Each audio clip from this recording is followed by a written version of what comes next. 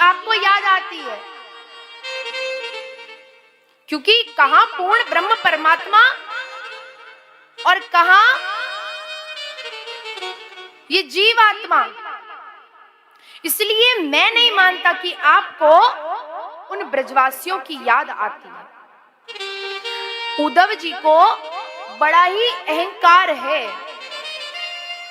इन्हें बहुत अहंकार है अपने ज्ञान का, और भगवान उद्धव जी का ज्ञान गर्व मिटाना चाहते थे। भगवान ने उद्धव जी से कहा, सुनो उद्धव, एक काम क्यों नहीं करते, तुम मेरे कहने पर ब्रज जाओ ना, मेरे कहने पर ब्रज जाओ। उद्धव जी ने कहा, प्रभु आप कैसी बातें कर रहे हैं, मुझे ब्रज भेजने से तो अच्छा होगा कि आप हर सप्ताह एक एक पाती वहां भिजवाएं, एक चिट्ठी भिजवा दें। अरे उद्धव, प्रेम को संदेशो पाती ना पठाए। प्रेम का संदेश चिट्ठी में नहीं लिखा जा सकता, कितना लिखेंगे। प्रेम तो प्रत्यक्ष रूप से जब कोई सामने हो तभी व्यक्त किया जा सकता है, चिट्ठी में कितना लिखेंगे। हे उद्धव, एक बार मेरे कहने पर सिर्फ एक बार ब्रज जाओ और अपने इस ज्ञान से, अपने इस दिव्य ज्ञान से मेरे सभी ब्रजवासियों को समझा देना, मेरी यशोदा मैया को समझा देना, मेरे नंद बाबा को समझा देना। हे उद्धव, एक बार ब्रज जाओ। और यहाँ ठाकुर जी ने उद्धव जी को अपनी वैजंती माला, अपनी काली कमली दी है, क्योंकि श्री ठाकुर जी जानते हैं कि उद्धव जी को इतना अभिमान है अपने ज्ञान का कि वो गोपियों को वंदन प्रणाम तक नहीं करेंगे। हे उद्धव, इन सबको धारण करके ही आप मेरी गोपियों के समीप जाना। आज श्री ठाकुर जी रात्रि में रो रो करके पाती लिख रहे हैं। हे उद्धव,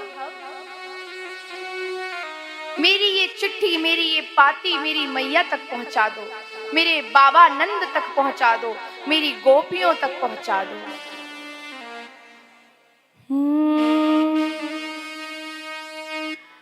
ऊधो मोहे मैया की आज याद सताती है। ऊधो मुझे मैया की आज याद सताती है। ऊधो मोहे मैया की आज याद सताती है। ऊधो मुझे मैया की आज याद सताती है। भैया वृंदावन को ले जा मेरी पाती है। भैया वृंदावन जो ले जा मेरी पाती है। ऊधो मोहे मैया की आज याद सताती है।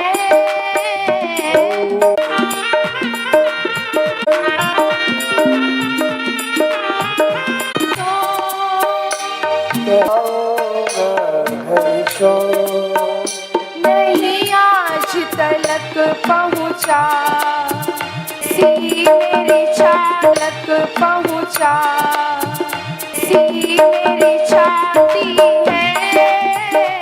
नहीं आज तलक पहुँचा, कैसी तेरी छाती।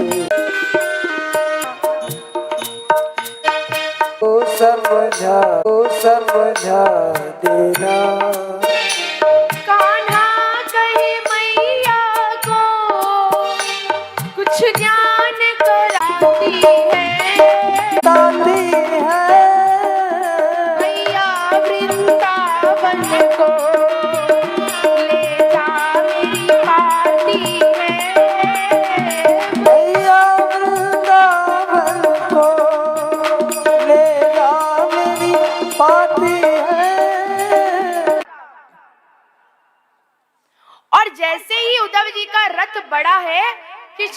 ठाकुर जी पागलों की तरह उस रथ के पीछे दौड़े हैं। उद्धव, मेरी मैया को समझा देना, मेरे बाबा को समझा देना। उद्धव जी ने कहा, प्रभु मैं सबको समझा दूंगा, आप इस तरह से रथ के पीछे मत दौड़िए, मैं प्रजा हूं, आप राजा हैं, इस प्रकार से आपका इस रथ के पीछे दौड़ना शोभा नहीं देता। प्रभु आप मुझ पर भरोसा रखिए, मैं सबको समझा दूंगा। और यहाँ पर उद्धव जी विचार कर रहे हैं कि ये प्रभु को, ब्रजवासियों को याद करके क्या हो जाता है, ये ब्रजवासियों को याद करके इस प्रकार क्यों रोने लगते हैं। उद्धव जी समझ नहीं पा रहे। आज जैसे ही उद्धव जी का रथ ब्रज में पहुंचा है और जो ब्रजवासी हैं वो रोज सवेरे सवेरे मथुरा वाले रास्ते को निहारते, लाला का इंतजार करते कि शायद आज हमारा लाला आ रहे होगा। और उसमें ठाकुर जी के छोटे छोटे ग्वाल बाल ठाकुर जी के सखा थे। आज उन्होंने जैसे ही देखा कि एक रथ उनके समीप आ रहा है, तो उसमें से एक जो ठाकुर जी का सखा था वो झाड़ियों के पीछे छिप गया। देखो जैसे कन्हैया आएगा मैं पीछे से आकर के लाला के नेत्रों को बंद कर लूंगा और तुम उसे बताना मत कि किसने नेत्रों को बंद किया। उसमें से एक सखा जल्दी से झाड़ी के पीछे छिप गया और आज जैसे ही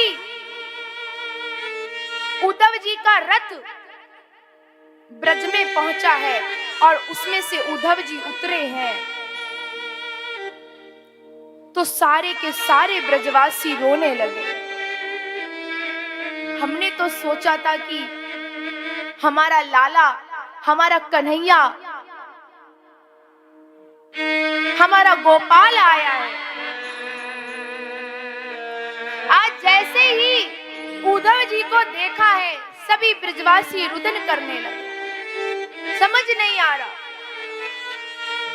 उद्धव जी समझ नहीं पा रहे ये सारे ब्रजवासी मुझे देख करके रोने क्यों लगे।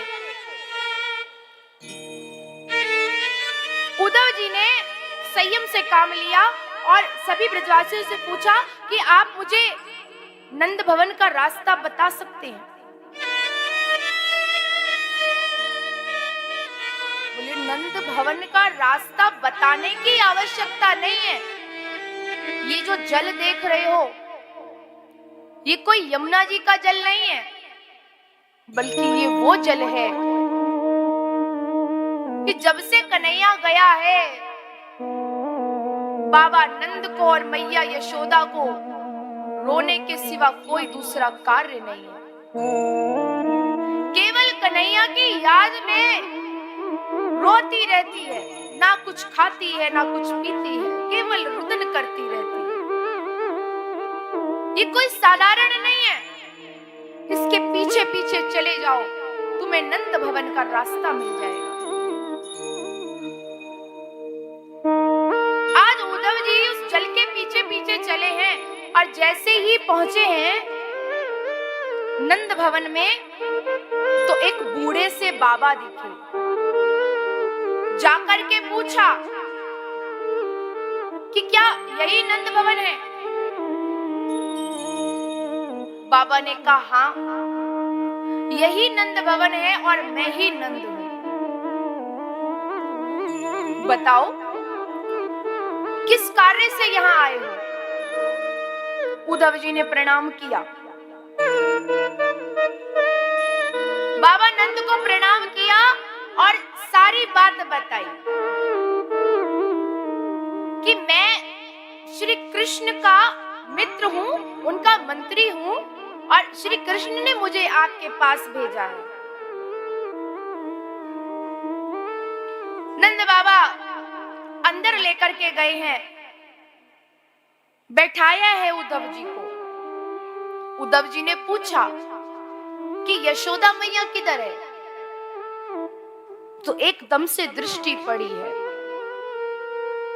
कि कोई बूढ़ी सी महिला पलना को हिला रही है, जैसे बच्चे को झूला झुला रही है,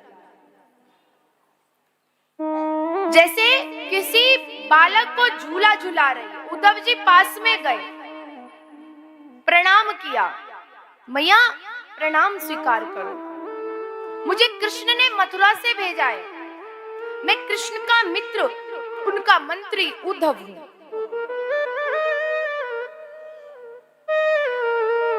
यशोदा मैया ने कहा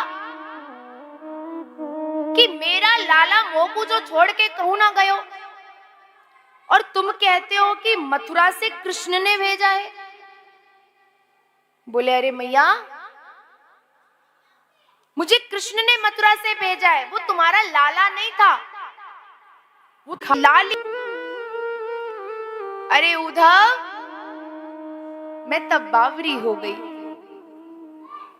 लाला को तो गए हुए कितने वर्ष बीत गए, कितना समय बीत गया है, लेकिन हे उद्धव, लाला की याद मेरे हृदय से नहीं निकलती। एक क्षण के लिए भी लाला मेरे दिमाग से निकलता नहीं है, मैं चाहे कितना भी प्रयास कर लूं, लेकिन वो लाला मेरे नेत्रों से ओझल नहीं होता, उसकी छवि मेरे नेत्रों से ओझल नहीं होती। हर समय मुझे कन्हैया की याद सताती है। और कहते कहते यशोदा मैया बेहोश होकर के गिर पड़ी, मूर्छित हो गई। आकर के नंद बाबा ने मैया यशोदा को उठाया है, और यहाँ पर नंद बाबा से उद्धव जी ने कहा, बाबा देखो, वो आपका पुत्र नहीं था, आपके घर आना, जन्म लेना, ये सब परमात्मा की एक लीला थी। वो तो पूर्ण ब्रह्म परमात्मा है,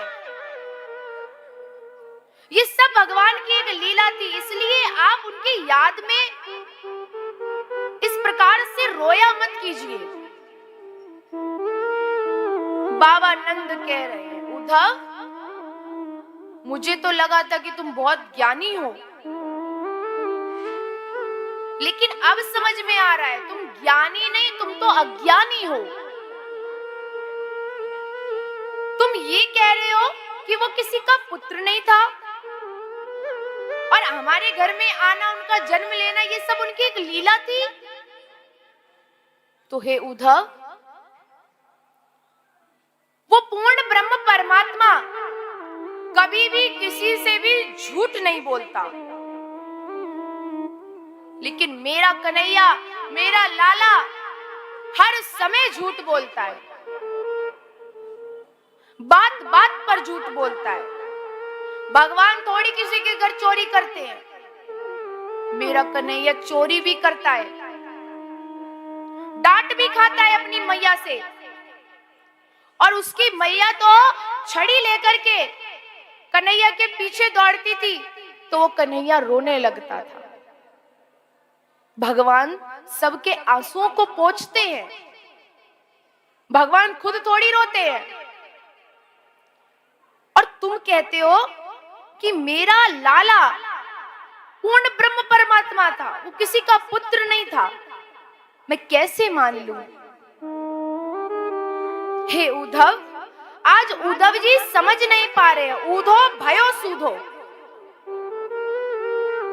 आज ये प्रेम देख करके उद्धव जी के अश्रु निकल पड़े, रोने लगे कि इतना प्रेम कृष्ण के लिए, इन ब्रजवासियों के अंदर इतना प्रेम है कन्हैया के लिए, समझ नहीं पा रहे। सवेरा हुआ है, आए थे सबको ज्ञान से समझाने। सवेरा हुआ, और यहाँ सवेरे सवेरे की बात है, गोपियों ने देखा कि ये तो वही रथ है जिस पर अक्रूर जी आए थे। ये तो वही रथ दिखता है, लेकिन ये अक्रूर अब यहाँ ब्रज में क्या लेने के लिए आया है? सब कुछ तो ले गया, अब क्या बचा है? अब क्या लेने के लिए आए हैं? यहाँ पर एक गोपी ने कहा कि देखो, ये बस नाम का ही अक्रूर था, पर सही मायने में इसका नाम तो क्रूर होना चाहिए था। कितना क्रूर स्वभाव का था। हमारे कन्हैया को हमसे दूर लेकर के चला गया और हमें आकर के एक बार भी धीरज भी नहीं बंधाया।